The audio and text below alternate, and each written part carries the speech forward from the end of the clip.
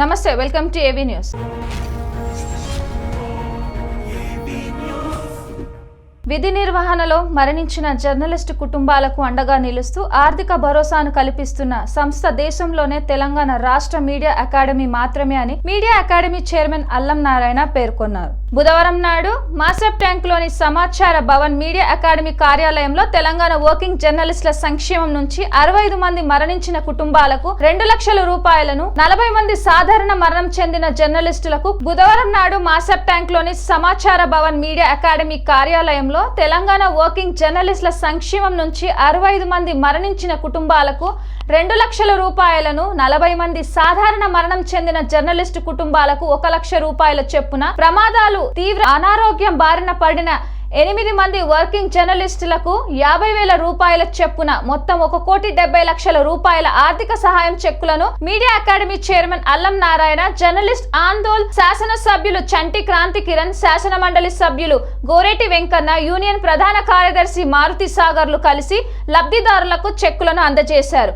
ఆర్థిక సాయం అందించిన జర్నలిస్ట్ కుటుంబాలకు నెలకు 3,000 రూపాయల పెన్షన్ను 5 ఏళ్ల పాటు అందిస్తామని, ఆయా కుటుంబాల్లో 1 నుండి 10వ తరగతి వరకు చదివే విద్యార్థులకు నెలకు 1,000 రూపాయలు చొప్పున చెల్లిస్తామని ఈ సందర్భంగా తెలిపారు.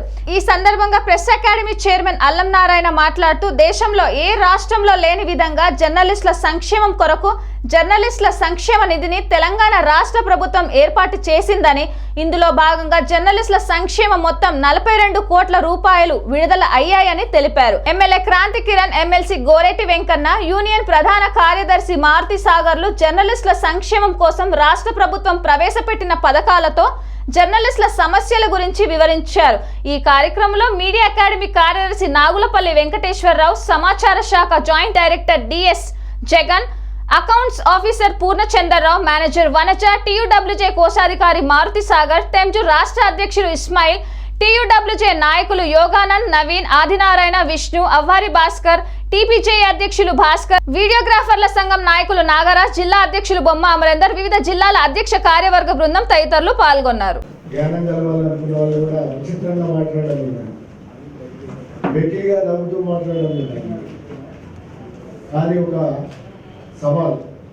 ఈ సందర్భంగా ఒక సవాల్ చేస్తున్నాను.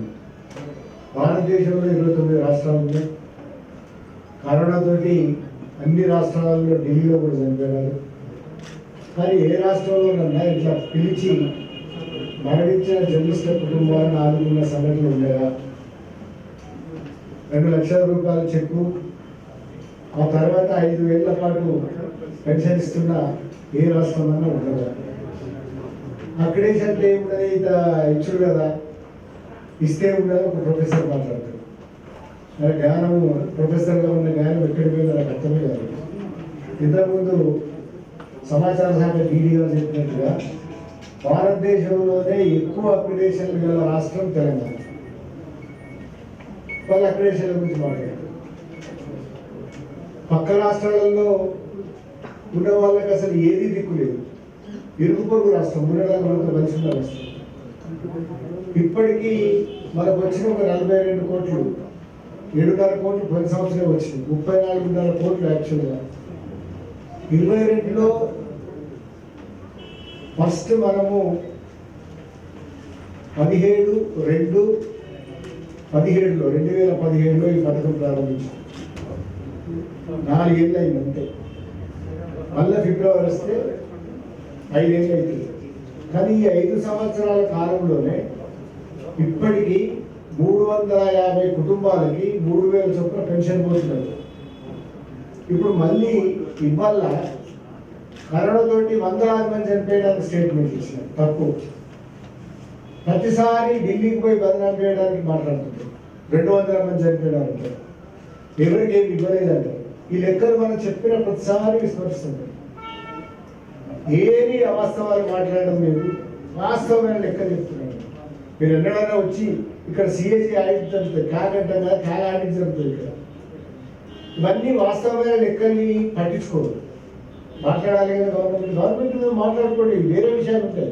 జర్నలిస్టుల విషయం తెలంగాణలో మాట్లాడకండి.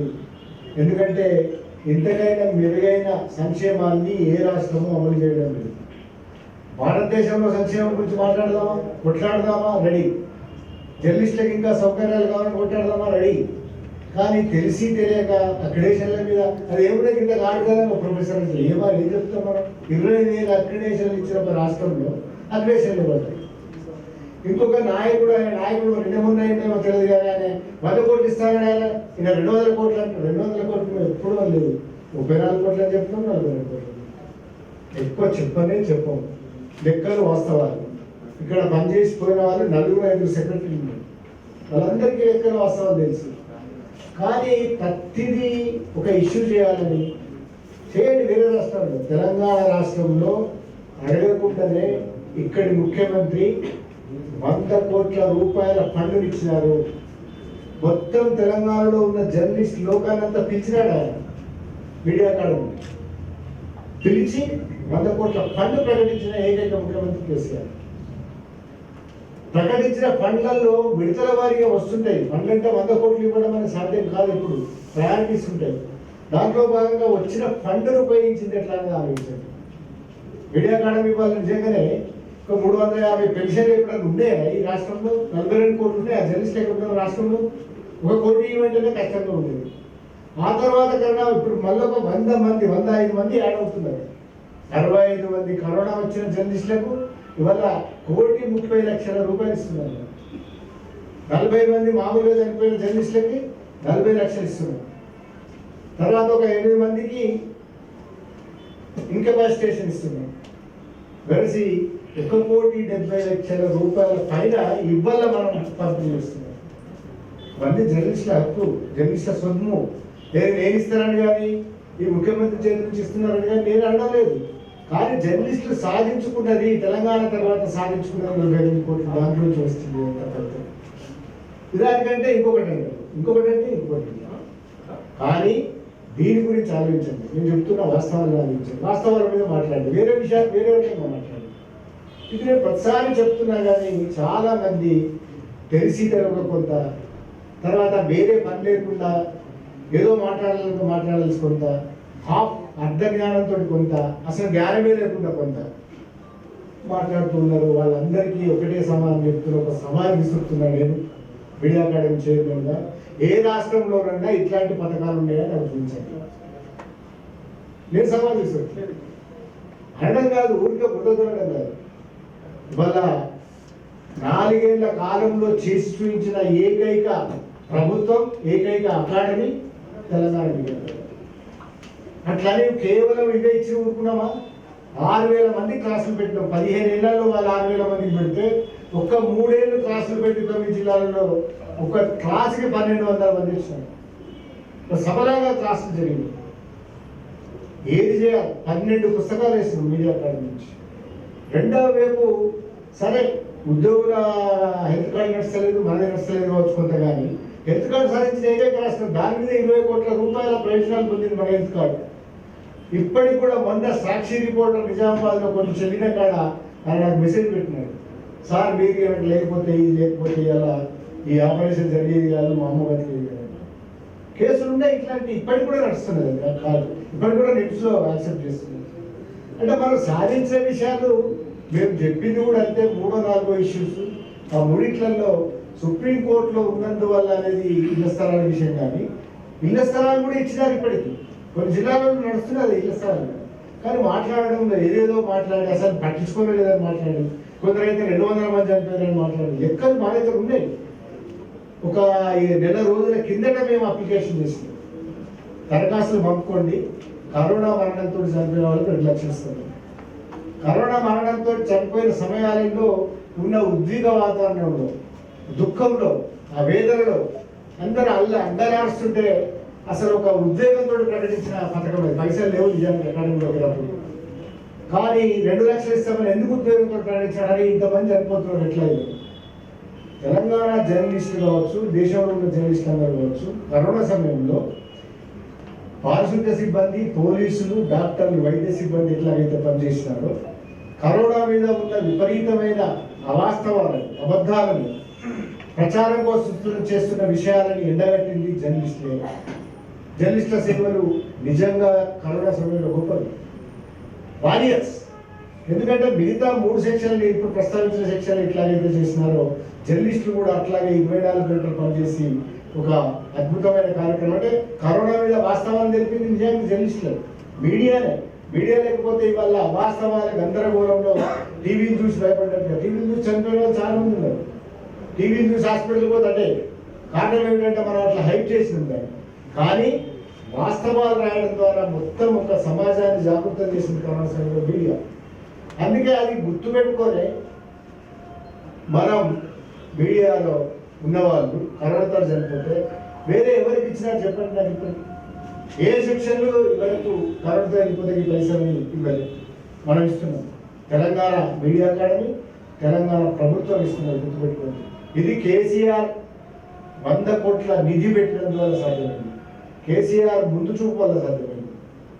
ఇది గమనించకుండా విమర్శలు ఏర్పడతా చేస్తే బయట ఉన్న వాతావరణంలో నమ్ముతారంటే బురద చల్లడము సోషల్ మీడియాలో పెట్టడం, బురద చల్లడము సోషల్ మీడియాలో పెట్టడం. కనీసమైన అర్హత లేదు మాట్లాడాలి. ఇక్కడ నువ్వు పక్క రాష్ట్రంలో ఒక్క చిన్న ప్రయోజనం లేదు, దాని మీద మాట్లాడే వాళ్ళు ఉండరు. భారతదేశంలో పెద్ద పెద్ద నాయకత్వాలు ఉంటాయి, దాని మీద మాట్లాడే వాళ్ళు ఉండరు. భారతదేశంలో మాట్లాడడానికి చెల్లదు, ఇక్కడ మాత్రం ఏది పడితే అది మాట్లాడడం, ఏది పడితే అది అనడం అనే ఒక సాగుతున్నది. దాన్ని నేను ప్రధానంగా చెప్పడానికి ఇవాళ ఒక సవాల్గా మాట్లాడినాను. మిత్రులారా, ఇప్పటి వరకు మీడియా అకాడమీకి 42 కోట్ల ఫండ్ వచ్చింది. ఈ ఫండ్ నుంచి వచ్చిన వడ్డీ మీద అసలు అట్లాగే ఉంది. 42 కోట్లు మన జర్నలిస్టులకి ఎల్లకాలం ఉండే నిధి అది. ఆ తర్వాత వచ్చే పైసలు కూడా ఎల్లకాలం ఉండే నిధి. దాని నుంచి ఇప్పటి వరకు మేము 350 మందికి పెన్షన్లతో సహా, అంటే దాదాపు 3.5 కోట్ల వాళ్ళకి చెక్కులు ఇచ్చినాం. 5 ఏళ్ళ నుంచి పెన్షన్ నడుస్తున్నది. ఆ తర్వాత కరోనా సమయంలో వాట్సాప్లో కేవలం మీ కార్డు, మీ గుర్తింపు కార్డు, అక్రిడేషన్ కూడా కాదు, మీ గుర్తింపు కార్డు, మీరు ఎక్కడ పనిచేస్తున్నారో సంస్థ, మీ bank account number, positive report, ఈ 3 పంపితే ఇప్పటి వరకు 5,72,00,000 రూపాయలు, అక్షరాల 5,72,00,000 రూపాయల పైన మేము జర్నలిస్టులకి కరోనా సాయం చేసింది. మొదలు 20,000 చొప్పున వేసినాం, కానీ ఆ సంఖ్య సెకండ్ వేవ్లో బాగా పెరిగేసరికి మన దగ్గర ఉన్న నిధుల కొరత వల్ల, నిధుల లిమిటేషన్ వల్ల వడ్డీ మీద అసలు ముట్టుకోవద్దు కాబట్టి వడ్డీ మీద కాబట్టి ఇప్పటివరకు 5,72,00,000 రూపాయల పైన మనం జర్నలిస్టులకు ఇస్తున్నాం. లబ్ధిదారులు 4,000 మంది, 350 కుటుంబాలు, ఇప్పుడు ఒక 100 కుటుంబాలు. అంటే మీకున్న 20,000 అని అనుకున్నా కూడా దాదాపుగా ఇప్పటి వరకు అకాడమీ తరఫున 4,500 కుటుంబాలు లబ్ధి పొందిన, గుర్తుపెట్టుకోండి.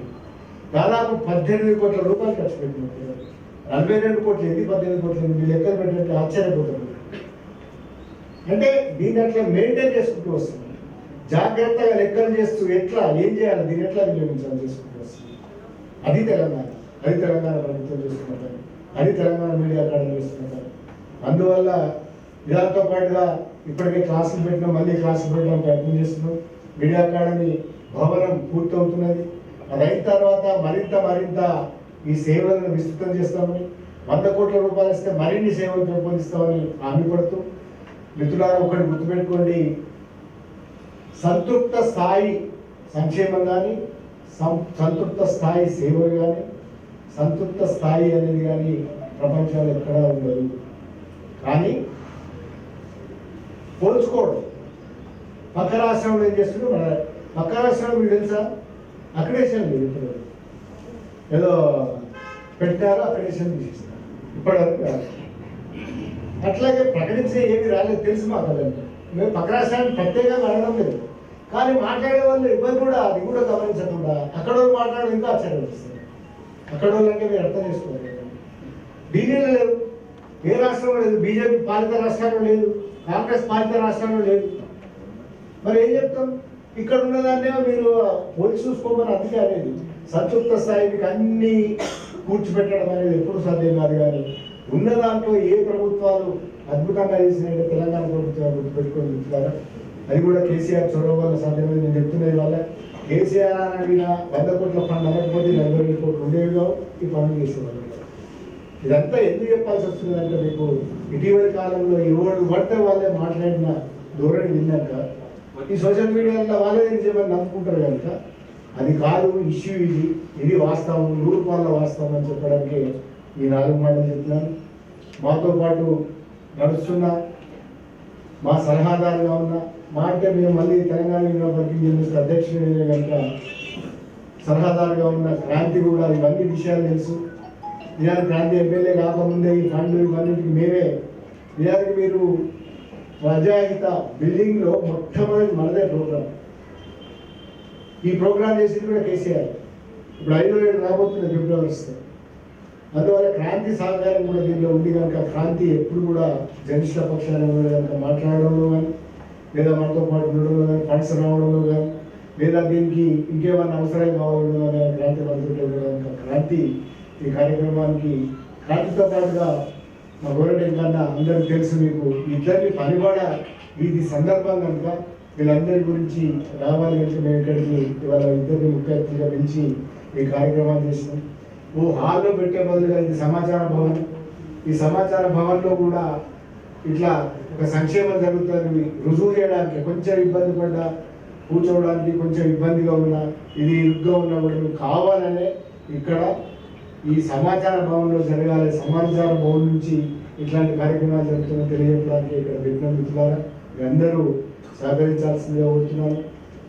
ముఖ్యంగా మన చెక్కులు తీసుకున్న వాళ్ళందరూ కూడా మన బాధ్యులు వచ్చినారు. మెదక్ విష్ణు, అట్లాగే ఖమ్మం మన ఆదినారాయణ ఇస్మాయిల్, మన యోగి అండ్ నవీన్, తర్వాత మెండు రవీందర్, ఇంకా వాళ్ళు వస్తున్నట్టున్నారు. చాలామంది కనబడ్డారు మిత్రులు. ఈ మిత్రులందరూ కూడా అమర్, వీళ్ళందరూ కూడా కొంచెం ప్రత్యేకంగా శ్రద్ధ వహించి శ్రద్ధ వహించి మీరు వాళ్ళు వచ్చినప్పుడు ఇక్కడ నుంచి వచ్చి తీసుకున్న తర్వాత మీరు భోజనం కాడ తీసుకపోతే వాళ్ళు అక్కడ భోజనం చేస్తారు. అటు నుంచి ఈ రష్ లేకుండా చొరవ తీసుకోవాలని మన స్టాఫ్ కూడా చొరవ తీసుకోవాలని కోరుకుంటూ ఈ కార్యక్రమం ఇప్పటికే ఆలస్యమైంది కనుక ముందుగా భోజనం ఒక 2 మాటలు మాట్లాడాల్సిందిగా కోరుతున్నాను. క్షమించాలని అలనా సార్కు అట్లాగే ఇదా మా మిత్రులందరికీ నేను కోరుకుంటూ ఈనాటి ఈ చెక్కుల పంపిణీ ఏదైతే కరోనాలో చనిపోయిందో అట్లా ఇంకా సహజంగా కూడా కొందరు మరణించారో వాళ్ళందరికీ కూడా నివాళులు అర్పిస్తూ మన మిత్రులందరూ కూడా ఒకసారి మనం కలుసుకుంటూ అందరికీ నేను నివాళులు అర్పిస్తూ ఈ కార్యక్రమంలో చాలా విషయంగా ఈ కార్యక్రమం ముఖ్యమంత్రి గారి జన్మదినం రోజు మొదలైంది. ఇంతకుముందు నారాయణ సార్ చెప్పినప్పుడు ముఖ్యమంత్రి గారి జన్మదినం రోజు సార్ జన్మదినం కదా, చనిపోయిన వాళ్ళకు ఈ కార్యక్రమంలో వేరే పెట్టుకున్నామంటే ముఖ్యమంత్రి గారు అన్నారు, నా పుట్టినరోజు సందర్భంగా ఇంతకు మించిన మంచి కార్యం ఏముంటుంది నాకు అని చెప్పి ముఖ్యమంత్రి గారు చాలా గర్వంగా ఫీల్ అయ్యారు. అంటే చనిపోయిన వారి కుటుంబాలకు ఇట్లాంటి ఇస్తున్నామని చెప్పి నారాయణ సార్ చెప్పినప్పుడు ఏ రాష్ట్రం లేదు, ఇట్లా మేము మన రాష్ట్రంలో సెకండ్ తరఫున చేస్తున్నామని చెప్పినప్పుడు ముఖ్యమంత్రి గారు కూడా చాలా సంతోషంగా గర్వంగా ఫీల్ అయ్యి మన మీడియా అకాడమీ ఇట్లాంటి పనులు చేస్తుంది, జర్నలిస్ట్ మనం తెలంగాణ ఉద్యమంలో ఉన్న వాళ్ళందరికీ అండగా ఉండాల్సిన అవసరం ఉందని చెప్పి ఆ రోజు ముఖ్యమంత్రి గారు చెప్పడం జరిగింది. ముఖ్యమంత్రి గారు చెప్పిన దాన్ని బట్టి ఏదో మన అకాడమీకి సంక్షేమం కోసం డబ్బుల్ని డిపాజిట్ ఇచ్చిందో అది ఇప్పటివరకు దాదాపు 60 కోట్లు 40 కోట్లు వచ్చి ఇంకో 20 కోట్లు కూడా ఈ సంవత్సరం వస్తున్నాయి కనుక మొత్తం మన నిధి 60 కోట్లకు చేరుతుందని చెప్పి మనందరం కూడా చాలా గర్వంగా చెప్పుకోవచ్చు. ఈ రాష్ట్రం తెలంగాణ సాధించుకున్న తర్వాత మనందరం కూడా మొట్టమొదటిసారిగా మీడియా అకాడమీ చైర్మన్గా నారాయణ సార్నే ముఖ్యమంత్రి గారు పెట్టడం జరిగింది. ఏ కార్పొరేషన్కు చైర్మన్ పెట్టకుండా కూడా మొట్టమొదటిసారిగా మీడియా అకాడమీ చైర్మన్గానే నారాయణ సార్ని పెట్టిందంటే జర్నలిస్టుల పట్ల, వాళ్ళ కుటుంబాల పట్ల, ఉద్యమంలో ఉన్న వారి పట్ల ముఖ్యమంత్రి గారికి ఎంత చిత్తశుద్ధి ఉందో మనందరం తెలుసుకోవచ్చు. మనందరం కూడా ఉద్యమంలో అందరితో కలిసి నడిచినాం.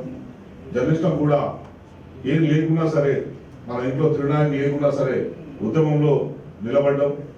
యాజమాన్యాలు మనల్ని భయపెట్టించినా, బెదిరించినా, ఉద్యోగాలు తీసేస్తామని అన్నా కూడా అందరం కూడా కలిసి నడిచినాం.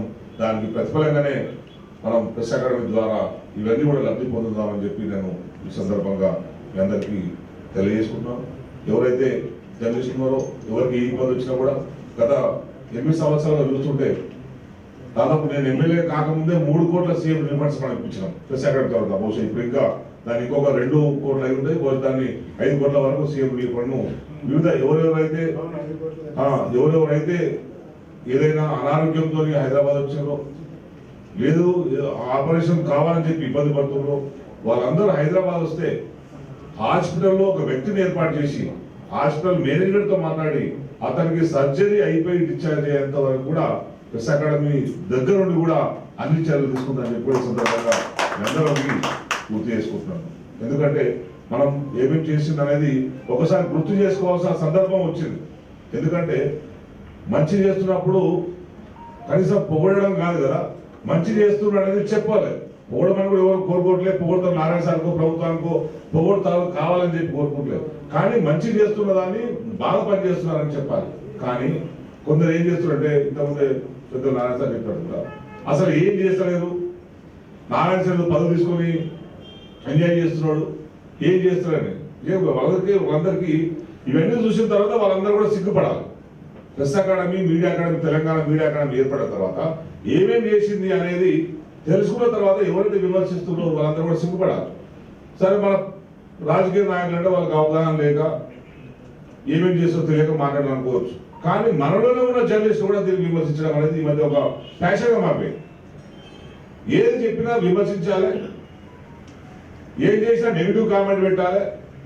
అసలు జర్నలిస్ట్కి ఏమొచ్చింది, ఏమి రాలేదు. కొందరు నాయకులు పదవులు అల్లనాడ 10 అనుభవిస్తున్నారు, క్రాంతి అంటూ 10 అనుభవిస్తుంది తప్పించి జర్నలిస్టులకు ఏమి రాలేమని చెప్పి పెట్టడం ఒక్కడే ధ్యేయంగా కొందరు జర్నలిస్టులకు వాళ్ళ డ్యూటీ అయిపోయింది, వాళ్ళ పని అయిపోయింది. అంటే మనం అందుకే అదే సవాల్ చేసాం, మీరు దమ్ముంటారండి బహిరంగ సవాల్, బహిరంగ చర్చ చేద్దాం. జర్నలిస్టులకు ఈ దేశంలో ఏ ప్రభుత్వం ఏం చేసింది, తెలంగాణ ప్రభుత్వం ఏం చేసిందో చర్చించడానికి మేమందరం కూడా సిద్ధంగా ఉన్నాం. ప్రభుత్వం తరఫున నేను ఎమ్మెల్యే సిద్ధంగా ఉన్నాను చెప్పి నేను కూడా సవాల్ చేస్తున్నాను. నారాయణ సార్ కూడా వస్తాం, మేము గర్వంగా చెప్తాం, కాళ్ళని ఎదురేసుకొని చెప్తాం. ఈ ప్రభుత్వం వచ్చిన తర్వాత మొట్టమొదటిసారి హెల్త్ కార్డు తీసుకొచ్చి ప్రభుత్వం ప్రతి ఒక్కరికి కూడా ఫ్రీ హెల్త్ కార్డు తీసుకొచ్చాను. ఘనత కూడా మాది, మన యూనియన్ అప్పటి వచ్చిన తర్వాత అది అల్లనాయ సార్ ఇన్స్పిరేషన్. అట్లాంటి అన్ని రకాలుగా ఎవరికి ఏ ఇబ్బంది వచ్చినా కూడా దగ్గర నుండి చూసుకునే ఏ సంఘం లేకుండే, ఏ మీడియా అకాడమీ లేకుండే. ఎవడో హైదరాబాద్కి వచ్చిన జర్నలిస్టు కోల్ఫీసా వచ్చిండు, ట్రీట్మెంట్ తీసుకుంటూ అయిందా లేదా, సచ్చిందా బతికిందా అని కూడా ఎవరు పట్టించుకున్న పరిస్థితి ఇప్పటివరకు ఉండేది కాదు. కానీ ఇక్కడ వచ్చే ప్రతి ఒక్కరిని కూడా మా తోటి కుటుంబ సభ్యుడిగా, మా తోటి సహచరుడిగా చూసుకొని అందరినీ ఓన్ చేసుకొని మీడియా అకాడమీ కానీ అట్లాగే యూనియన్ కానీ అన్ని రకాలుగా సఫర్ చేసి వాళ్ళ ఆరోగ్యాన్ని కాపాడుకునే పరిస్థితి తెలంగాణ వచ్చిన తర్వాతనే వచ్చిందని చెప్పి నేను గర్వంగా చెప్పుకుంటున్నాను. అందుకే ఎవరైతే మీడియా మిత్రున్నారో, ఎందుకంటే నేను చాలా మంది మనలో ఉన్న వాళ్ళు కూడా బెనిఫిట్స్ తీసుకున్న వాళ్ళు కూడా, అంటే బెనిఫిట్స్ తీసుకున్న వాళ్ళు విమర్శించొద్దు అని నేను అంటలే, కానీ ఇది ప్రయోజనం కలుగుతుందా లేదా అనే దాని గురించి బయట మాట్లాడాలి. అంతే తప్పించి ఏం చేస్తలేదు, ఏమైతలేదు. కొన్ని వందల వేల కుటుంబాలు కదా ఇప్పుడు లబ్ధి పొందుతున్నాయి. కరోనాలో చనిపోతే ఎవరైనా పట్టించుకున్నారా? కరోనా సమయంలో ఎవరైనా ఏ ప్రభుత్వం పట్టించుకున్నారా? జర్నలిస్టులను ఏ యాజమాన్యాన్ని పట్టించుకున్నారా? ఎవరు పట్టించుకోవాలి కదా. కరోనా వచ్చిన సమయంలో వచ్చిన వాళ్ళు ప్రతి ఒక్కరికి 20,000 ప్రభుత్వం ఇచ్చింది. అది అల్లనారాయణ గారు ప్రత్యేక చొరవ తీసుకొని ప్రభుత్వంతో మాట్లాడి తానే ఎవరికైతే కరోనా వచ్చిందో మీ అక్రిడేషన్ కార్డు వాట్సాప్ లో పెడితే చాలు, మీరు ఆఫీసర్ చుట్టూ తిరగాల్సిన అవసరం లేకుండా కదా, మీరు వాట్సాప్ లో పెడితే చాలు వాళ్ళందరి అకౌంట్ లో 20,000 పడ్డాయి కదా. అట్లాంటి పరిస్థితి ఒక మీడియా, తెలంగాణ మీడియా కార్డు మాత్రం చేసి, తెలంగాణ ప్రభుత్వం మాత్రం చేసింది కదా. అట్లాగే ఎవరైతే హైదరాబాద్ లో ఉన్నారో వాళ్ళందరి కుటుంబాలు లాక్డౌన్ సమయంలో ఇబ్బందులు పడుతున్నాయని చెప్తే మనం కింద మీడియా అకాడమీ దగ్గర ప్రతి కుటుంబానికి దాదాపు 8 కిలోల సామాన్లు మనం ఇచ్చినాం. అది ఎవరు ఇవ్వలేరు, ఏ ప్రభుత్వం ఇవ్వలే, ఏ రాజకీయ పార్టీ ఇవ్వలే, ఏ మేనేజ్మెంట్ ఇవ్వలే. అది మీడియా అకాడమీ ఇచ్చింది, ప్రభుత్వం ఇచ్చింది. ఇవన్నీ చేసుకుంటూ ప్రభుత్వం అన్ని రకాలుగా చేస్తున్నప్పుడు మనందరం కూడా దాన్ని అప్రిషియేట్ చేయాలి, ఇంకా మనం సపోర్ట్ చేయాలి, ఇంకా మెచ్చుకోవాలి. మీరు అల్లనాయ సార్ మంచి పని చేసినట్టే సార్ కూడా ఆనందం ఉంటుంది. కానీ లబ్ధి పొందిన వాళ్ళు కూడా ఏం చేస్తలేదు సార్, ఊరికే 10 వచ్చి కూర్చుంటే అది సార్ డిస్కరేజ్ అవుతుంది. ఇంత చేసినా కూడా ఇంత అని వస్తుంది. ఎందుకంటే మోగడలే కూడా మనం కూడా చెప్పుకోవాలి. ఇప్పుడు ఆ పరిస్థితి వచ్చింది, ఎవడు పడతాడు చేతిలో పెన్ను ఉందని చెప్పి చేతిలో మొబైల్ ఉన్నాడు, ప్రతి ఒక్కరు కూడా ఎడిటర్ అయిపోతున్నారు. చేతిలో ప్రతి ఒక్కరు యూట్యూబ్ పెట్టిన ప్రతి ఒక్కరు కూడా అనలిస్ట్ అయిపోతున్నాడు, ప్రతి ఒక్కరు ఎడిటర్ అయిపోయి ఎవరు వ్యూస్ ఆర్డర్ రాస్తుడు. వాస్తవాలకు సంబంధమే లేదు. నేను చెప్తున్నాను కదా, మీరు జర్నలిస్ట్ సంక్షేమం జరగలేదు అని ఎవరు ఫీల్ అవుతున్నారో మీరు రండి మాతో మేము చర్చలు. మీరే తోపుడు, మీరే జర్నలిస్టులు, మీరే ఉద్యమాలు అయినాడు, ప్రతి ఒక్కరు ఇప్పుడు జర్నలిస్ట్ అవుతాడు, వాడు మాట్లాడుతున్నాడు. ఉద్యమంలో మేము నాకు తెలుసు కదా, ఉద్యమంలో ఉన్నాడు కనుక నల్లనారాయణ గారికి పదవి వచ్చింది. అంటే ఉద్యమంలో ఉన్నవాడు పదవి ఇస్తారేమో ప్రభుత్వానికి లొంగిపోయారు అంటారు, మళ్ళీ వేరే పదవి ఇస్తారేమో ఉద్యమ ద్రోహులో పదవి ఇచ్చినట్టారు. అంటే మరి మరి ఎవరికి పదవి ఇవ్వాలి ప్రభుత్వం, ఎవరికి ఇవ్వాలి? ఉద్యమంలో ఉన్నాడే కదా పనిచేసేది, ఉద్యమంలో ఉన్నాడే కదా తెలంగాణ కాంక్ష తెలిసేది, తెలంగాణ ప్రజల బాధ తెలిసేది. ఉద్యమంలో ఉన్నోడికి ఎంకన్నా ఎమ్మెల్సీ ఇస్తే ఎంకన్నా లొంగిపోయి ప్రభుత్వంతో అంటారు, నారాయణ సార్ పదవి ఇస్తే నారాయణ సార్ ప్రభుత్వంతో అడుగులకు మడుగుతున్నాయని చెప్పంటారు. అంటే ఎవరికి ఇవ్వాలి? తెలంగాణ ద్రోహులకు ఇవ్వాలా? వేరేకి ఇస్తారో ద్రోహులకు ఇచ్చినట్టారు. అంటే అర్థమైందంటే వీళ్ళందరికీ మాట్లాడే వాళ్ళకి ఎవరికి కూడా తెలంగాణ ఆకాంక్ష లేదు. వీళ్ళందరికీ పదవి వ్యామోహం తప్పించి ఏది లేదు వాళ్ళకు. వాళ్ళ ఓన్లీ తెలంగాణలో మాకు ఏదో దక్కాలి, రేపు ప్రభుత్వం బదనాం చేయాలి, ప్రజల్లో బదనాం చేస్తే మాకన్నా రేపు పదవులు వస్తాయి, ఏదో మాకు ఎమ్మెల్యే పదవిలో ఏదో భయపెడుతున్నాం కదా, ఏదో బెదిరిస్తున్నాం కదా, మమ్మల్ని పిలిచి కేసీఆర్ సార్ ఏదో ఇస్తున్నాడనే భ్రమలో వాళ్ళందరికంటే బ్లాక్ మెయిల్ టాక్టింగ్ చేస్తున్నాం కనుక మనందరం కూడా మళ్ళీ కలిసినాం. ఇప్పుడు ఒక ప్రత్యేక పరిస్థితి వచ్చింది అనేది కూడా మనం గ్రహించాల్సిన అవసరం ఉంది. భారతదేశంలోనే తెలంగాణ రాష్ట్రం గణనీయమైన అభివృద్ధి సాధిస్తుంది, అన్ని రంగాల్లో కూడా అభివృద్ధి సాధిస్తుంది. భారతదేశంలో చిన్న రాష్ట్రాలు ఏర్పడిన తర్వాత ఏదైనా అభివృద్ధి పదంలో పోతుంది అని అంటే ఒక తెలంగాణ రాష్ట్రమే అని చెప్పి మనం గర్వంగా చెప్పుకునే పరిస్థితి ఇప్పుడు తెలంగాణ వచ్చింది అని చెప్పి మనం తెలుసుకోవాలి. ఎందుకంటే మనము 2001లో వచ్చిన మూడు రాష్ట్రాలు ఏది ఏర్పడ్డాయో ఇప్పటి వరకు అడ్రస్ లేవు, ఎక్కడ లేదు. ఉత్తరాంచల్ లేదు, ఉత్తరాఖండ్ లేదు, అట్లాగే ఛత్తీస్గఢ్ లేదు, ఆ జాబితా లేదు. వాటన్నింటినీ తీసుకుపోయి అన్ని రాష్ట్రాల కంటే కూడా మెరుగైన విధంగా మన ప్రభుత్వం పనిచేస్తుందనే విషయాన్ని కూడా మనం చూసుకుంటూ ఈ ప్రభుత్వాన్ని కాపాడుకోవాల్సిన బాధ్యత మనకు ఉన్నదని చెప్పి నేను మీ అందరికీ తెలియజేసుకుంటూ, ప్రభుత్వం నాకు తెలిసి జర్నలిస్టులకు ఇంతకు మించి ఏ ప్రభుత్వం కూడా ఏం చేయలేదు. హెల్త్కు సంబంధించిన వ్యవహారాలు ప్రభుత్వం చూసుకుంటుంది, ఎవరైనా చనిపోతే వాళ్ళందరినీ ఆదుకుంటుంది, ఏదైనా ఇంకా ఇబ్బందులు ఉంటే వాటన్నింటి కూడా సీఎం దగ్గరికి వెళ్ళైనా వాటన్నింటి కూడా సమస్య తీర్చే ప్రయత్నం చేస్తుంది. ఇంతకు మించి ప్రభుత్వం ఏం చేయలేదు. ఎందుకంటే మీరు పనిచేసే యాజమాన్యాలు మిగతా పనులు చేయాలి. మీకు జీతాలు ఇవ్వాలంటే మీరు పనిచేసే యాజమాన్యాలు ఇవ్వాలి. మీకు జీతాలు కూడా ప్రభుత్వం ఇవ్వలేదు. అందుకే నేను చెప్తున్నా, మిగతా సంఘాలు కానీ మిగతా వాళ్ళు కానీ ఏదైనా మీరు మాట్లాడుకోవాలనుకున్నప్పుడు మన జర్నలిస్టులకు జీతాలు లేకుండా అధోగతి పాలవుతున్నారు. అది దాని గురించి మాట్లాడండి.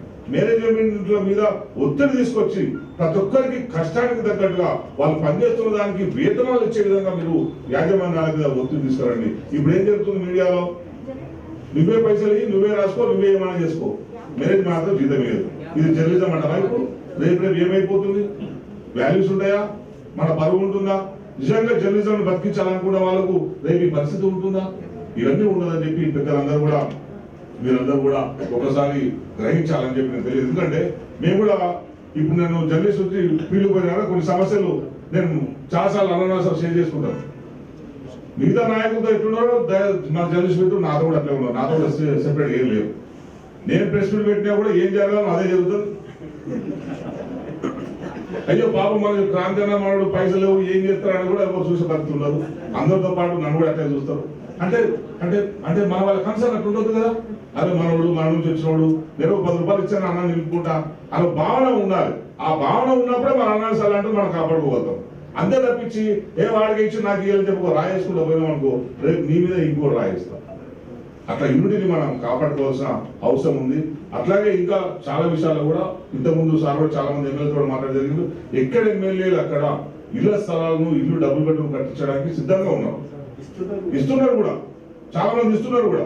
వాళ్ళ దగ్గరికి వెళ్ళండి, వాళ్ళతో మాట్లాడండి, మెడిటేషన్ చేయండి, సంఘాలను అందరూ కలుసుకోండి, అందరు ఇప్పించడం చూసుకోండి. వాళ్ళు ఇచ్చుకుంటే మనమే ఇచ్చేవాళ్ళు అయితే కదా. ఎందుకు వీళ్ళు వస్తలేవు అని చెప్పి ఓకే మనం చేయడం ఎందుకు? సుప్రీంకోర్టులో కేసు ఉంది. మేము అదే చెప్తున్నాం, మొదటి నుంచి అదే చెప్తున్నాం. తెలంగాణ గవర్నమెంట్ వచ్చిన తర్వాత చాలా మంది డిమాండ్ చేసాం. పెద్ద పెద్ద రాజకీయ నాయకుల దగ్గరకు పోయి కూడా ఇళ్ల స్థలాలు ఇవ్వడంలో ప్రభుత్వం విఫలమైందని చెప్పినా మేము ఒకటే విషయం చెప్తాం. సుప్రీంకోర్టులో కేసు ఉన్నది. నువ్వేమైనా సుప్రీంకోర్టు నుంచి కేసు కాకుండా ఇళ్ల స్థలాలు వచ్చే ఉపాయం ఏముంటే చెప్పు, 2 రోజుల్లో పోయి ముఖ్యమంత్రి కాలు పట్టుకునేది ఇప్పిస్తామని చెప్పి. మరి ఎవరు సలహా ఇస్తలేరు. ఒక నాయకుడే అల్లనాడు వచ్చాడు, ఇల్లు ఇస్తలేడు, అల్లనాడు వచ్చాడు, హెల్త్ కార్డు ఇస్తలేడు. ఇన్ని వేల మందికి ఇస్తాడు, తప్పేది కాదా? ఇంకేం చేస్తాం? అంటే మాట్లాడడం ఒక్కడే చేయడం ఉన్నారు. అందుకే మిత్రులు ఎవరైతే ఉన్నారో అందరం కూడా నిజాయితీగా మాట్లాడుకుందాం. చేయని దాన్ని చేయలేదని మాట్లాడదాం, చేసిన దాన్ని చేసినని మాట్లాడుకుందాం. సాధ్యం కాని ఎట్లా సాధ్యమైతే మనం ఆలోచిద్దాం. అక్కడి పరిస్థితి చేస్తేనే మన తెలంగాణ పునర్నిర్మాణం జరుగుతుందని చెప్పి నేను మీ అందరికీ తెలియజేసుకుంటూ ఇంకా చాలా మంది మిత్రులు కూడా సంఘాల పేరుతో ఆ పేరుతో ప్రభుత్వం నేను ఇంకోటి చెప్తాను మా వాళ్ళు ఎట్లుంటారంటే నేను మా దగ్గర డబుల్ బెడ్రూమ్ల కోసం శంకుస్థాపన చేశాను. మంత్రి గారు వచ్చిండ్రు, జీవో వచ్చింది, అంత వచ్చింది.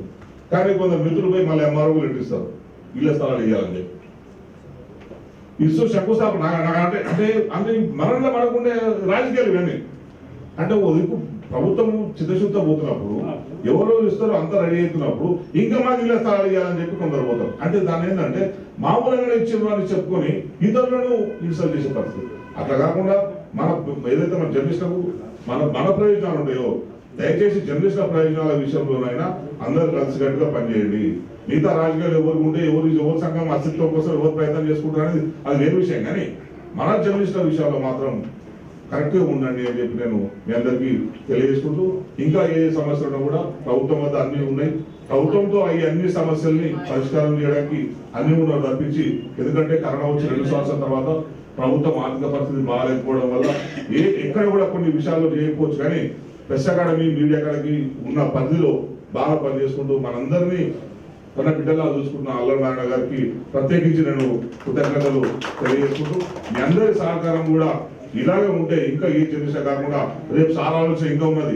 ఎవరైతే జర్నలిస్ట్ చేసి రిటైర్ అయిందో వాళ్ళందరూ కూడా పెన్షన్ ఇచ్చే ఆలోచనలో సార్ ప్లాన్ చేస్తున్నారు కనుక మీ అందరి సలహాలు సూచనలు ఒక పాజిటివ్ దృక్పథం ఉంటే సార్ కూడా కొంచెం పాజిటివ్ ఆలోచించే అవకాశం ఉంటుంది. లేదు ఏ చేస్తారంటే సార్ కూడా పాపం నిరాశ తీసుకోవాలి. అప్పుడప్పుడు సార్లు ఏందంతా అనే కొంచెం బాధపడుతుంటారు. ఎందుకంటే పెద్ద మనిషి కనుక ఎవరితో మాట అనుకోని మనిషి కనుక ఇక్కడ వచ్చింత పని చేసుకుంటూ కూడా వాడు తిట్టుడు వాడు పోస్ట్ పెట్టుడు వీడు పోస్ట్ పెట్టి ఎవరికైనా మనసు బాధపడుతుంది. అందుకే మిత్రులు ఎవరైతే ఉన్నారో నేను బెనిఫిట్ చేసిన ప్రభుత్వం సపోర్ట్ చేయమని అంటలేదు. చేస్తున్న మంచి పనిని మంచిగా జరిగిందని చెప్పండి, చేయలేదని నాకు చెప్పండి. కానీ గంట గుత్తగా అసలు ఏమే పని చేస్తలే వీళ్ళందరూ పదవులు అనుభవిస్తున్నట్టు ఉద్యమం చేసిన ప్రభుత్వంలో ఉంటేనే మీకు అన్ని రకాలుగా ఉంటుంది, అన్ని రకాల పని జరుగుతుంది. అల్లనారాయణ గారు మీడియా అకాడమీ చైర్మన్ గా ఉన్నాడు కనుక ఇక్కడ ఆలోచన వచ్చింది కదా. అల్లనారాయణ కాకుండా వేరే తీసుకోకపోతే ఇక్కడ ఆలోచిస్తున్నా, మనకు పెన్షన్ ఆలోచన ఇస్తున్నా, ఒక చనిపోయిన వాళ్ళకి సహాయం చేయాలని ఇట్లా ఆలోచన వస్తుండేనా? ఎక్కడ లేని విధంగా 20,000 కార్డ్స్ ని ఇచ్చిన గంట కూడా మన తెలంగాణ ప్రభుత్వం కదా. ఏ రాష్ట్రంలో ఉన్నాయి, ఏ రాష్ట్రంలో లేవు కదా.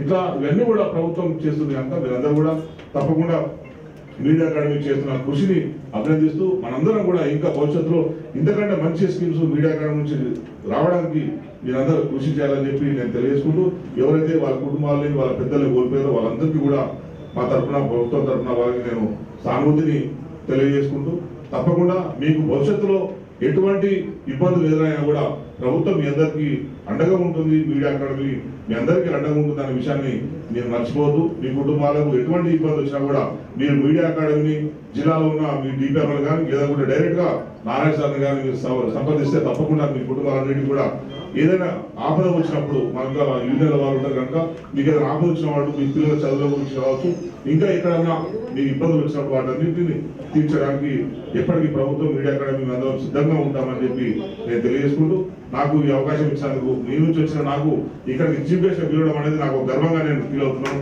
సార్ నేను చీఫ్ గెస్ట్ సార్ వీళ్ళు వస్తే బాగుంటుందంటే ఏం లేదు, నువ్వు మా ఎమ్మెల్యే నువ్వే రావాలని చెప్పి నాకు సారు ఇంత గౌరవం ఇచ్చినందుకు మీ అందరికీ కూడా మరి ముఖ్యంగా అరుణారాయణ సార్కి ఐఎన్టీ అధికారులకు కూడా నేను కృతజ్ఞతలు తెలియజేసుకుంటాను. జై తెలంగాణ. అరుణారాయణ గారు, క్రాంతి గారు ఇద్దరు నాకు మిత్రులాగా ఉన్నారు. మిత్రుడు జర్నలిస్ట్ కూడా చూస్తాను నాకు ఎక్కువ, అందుకని పిలిచలేను.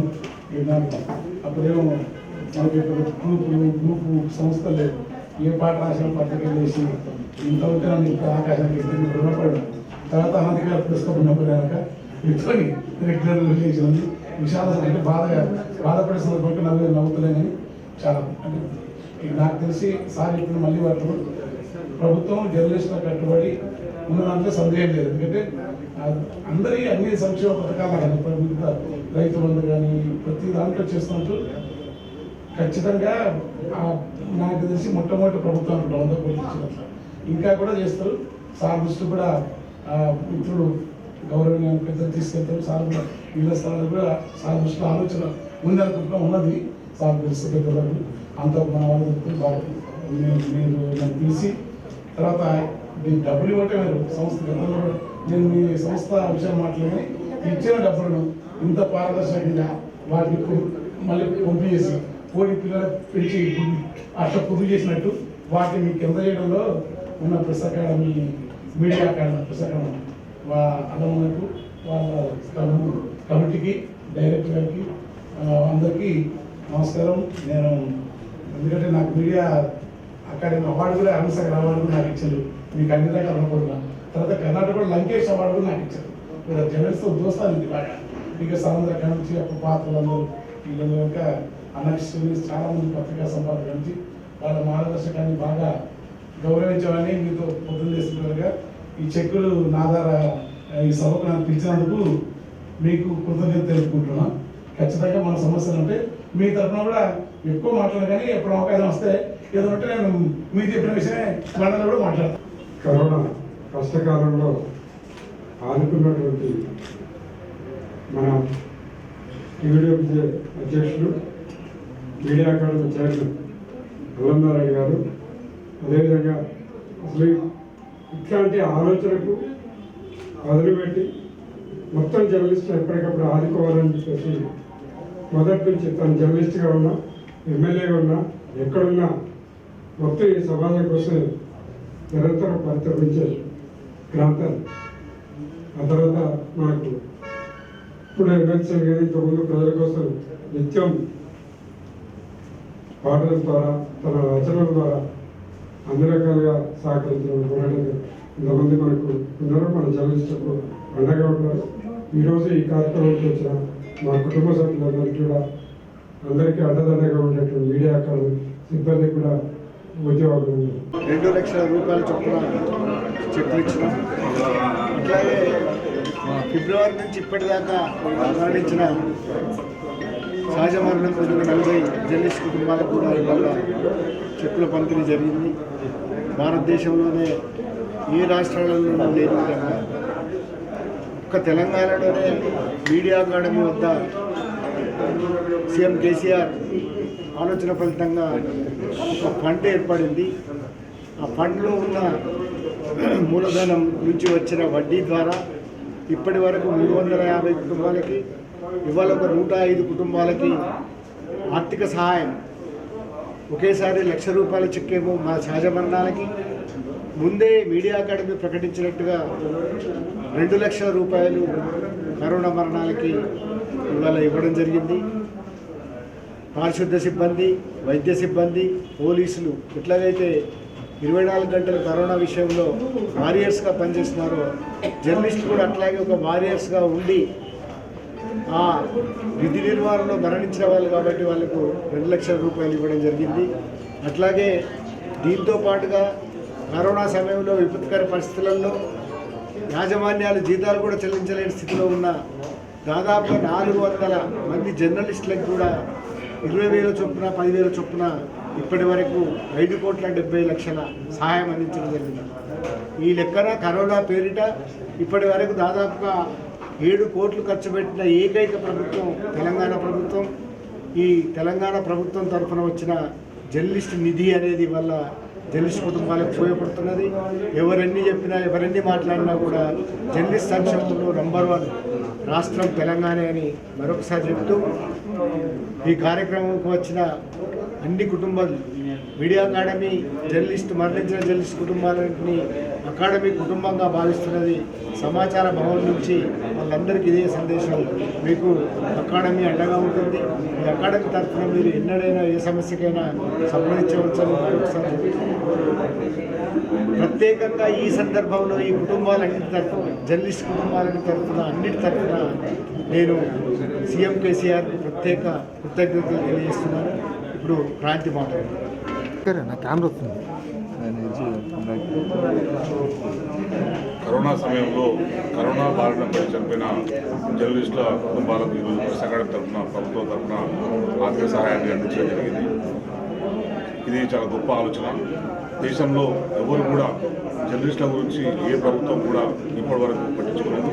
తెలంగాణ ప్రభుత్వమే జర్నలిస్టులకు హెల్త్ కార్డ్స్ని, అట్లాగే ఎవరైతే వాళ్ళ వైద్య సౌకర్యం అవసరం ఉంటుందో వాళ్ళందరికీ కూడా పెద్ద పెద్ద హాస్పిటల్లో యశోద హాస్పిటల్ కానీ, అపోలో హాస్పిటల్ కానీ, కార్పొరేట్ హాస్పిటల్ ఎక్కడైనా సరే వైద్యం అందించుకునే విధంగా ప్రభుత్వం తరఫున సీఎం రిలీఫ్ ఫండ్ నుంచి కూడా ఇప్పటి వరకు 5 కోట్లను ప్రభుత్వం జర్నలిస్టుల కోసం ఇవ్వడం జరిగింది. అట్లాగే ఎవరైతే మామూలుగా చనిపోయిన వారికి ప్రతి కుటుంబానికి 1,00,000 రూపాయలు, వాళ్ళకు చనిపోయిన తర్వాత వాళ్ళ కుటుంబ సభ్యులకు 1,00,000తో పాటు వాళ్ళకు ప్రతి నెల 3,000 రూపాయలు కూడా ప్రభుత్వం ఇస్తుంది. ఇప్పుడు కరోనా సమయంలో అనేక మంది చనిపోవడం జరిగింది. చాలామంది యువకులు మాతో పాటు కలిసి పనిచేసిన వ్యక్తులు కూడా చాలామంది చనిపోవడం జరిగింది. వాళ్ళ కుటుంబాలకు 2 లక్షలని అల్లనారాయణ గారు ప్రత్యేకించి ప్రభుత్వంతో మాట్లాడి వాళ్ళందరికీ 2 లక్షల సహాయాన్ని అందించడం జరిగింది. ఇది జర్నలిస్టుల పట్ల ప్రభుత్వానికి ఉన్న నిబద్ధత. జర్నలిస్టులు తెలంగాణ ఉద్యమంలో ఉన్న వాళ్ళందరికీ కూడా ఆదుకోవాలనే ఉద్దేశంతో ప్రెస్ అకాడమీ అట్లాగే ప్రభుత్వం ఇవన్నీ కూడా రూపకల్పన చేసి వారికి ఇవన్నీ అందించడం జరిగింది. దేశంలో ఏ ప్రభుత్వం కూడా జర్నలిస్టుల సంక్షేమం కోసం ఇంత పెద్ద ఎత్తున నిధులు కేటాయించిన ప్రభుత్వం ఏది కూడా లేదు. ఓన్లీ టీఆర్ఎస్ ప్రభుత్వం అని చెప్పి మేమందరం కూడా గర్వంగా చెప్తాం. ఒక ఉద్యమాల నుంచి వచ్చిన వ్యక్తి, ఒక ఉద్యమకారుడికి మీడియా అకాడమీ అప్పచెప్తే ఎట్లా ఉంటుంది అనడానికి ఇది నిదర్శనం అని చెప్పి నేను తెలియజేసుకుంటూ భవిష్యత్తులో కూడా మీడియా అకాడమీ ఆధ్వర్యంలో ఇంకా, ఎందుకంటే నారాయణ గారు మనందరికీ తెలంగాణలోనే అందరికీ ఒక ఉపాధ్యాయులు లాంటి మీడియాలో అట్లాంటి వ్యక్తి చేతిలో మీడియా అకాడమీ ఉంది కనుక జర్నలిస్టుల అభివృద్ధి కోసం ఇంకా అనేకమైన పథకాలు రూపకల్పన చేయడం జరుగుతుంది. ఇప్పటికే తను వచ్చిన వడ్డీతోని ఈ కార్యక్రమాన్ని చేపడుతున్నారు. ఇంకా భవిష్యత్తులో కూడా జర్నలిస్టుల సంక్షేమం కోసం వాళ్ళ పెన్షన్ పథకాన్ని కూడా మీడియా అకాడమీ ఆలోచిస్తుందనే విషయాన్ని కూడా చెప్పడం జరిగింది. ఇవన్నీ కూడా జర్నలిస్టుల కోసం ప్రభుత్వం చేస్తుందని చెప్పి మేమందరం తెలియజేసుకుంటాం. ఎవరైతే మిత్రులు ఉన్నారో అనవసరంగా మీడియా అకాడమీ ఏం చేయట్లేదు, అల్లనారాయణ ఏం చేయట్లేదు అని చెప్పి ఎవరైతే ఉన్నారో మీ గుండెల మీద చేసుకుని ఒకసారి చెప్పండి. మిగతా రాష్ట్రాలకి, మన తెలంగాణ రాష్ట్రానికి ఒకసారి పోల్చుకొని చూడండి. ఏ రాష్ట్రాల్లో ఎటువంటి ఆర్థిక సహాయం ఎవరికైనా అందుతుందో అనే విషయాన్ని మీరు బేరీజు వేసుకొని మాట్లాడండి. అంతే తప్పించి ఎవరి మీద రాజేయాలని చెప్పి దూరంతో మాట్లాడొద్దని చెప్పి నేను మీ అందరికీ తెలియజేసుకుంటూ, ఇంకా ఎవరైనా ఇబ్బందులు ఉంటే వాళ్ళందరూ కూడా మీడియా అకాడమీని సంప్రదించండి. తప్పకుండా జర్నలిస్ట్ అందరికీ ప్రభుత్వం అండగా ఉంటుందని చెప్పి ఈ సందర్భంగా నేను తెలియజేసుకుంటూ, ఇట్లాంటి పథకాలను రూపకల్పన చేసినందుకు ప్రత్యేకించి మీడియా అకాడమీ చైర్మన్ అల్లనారాయణ గారికి నేను కృతజ్ఞతలు తెలియజేసుకుంటాను.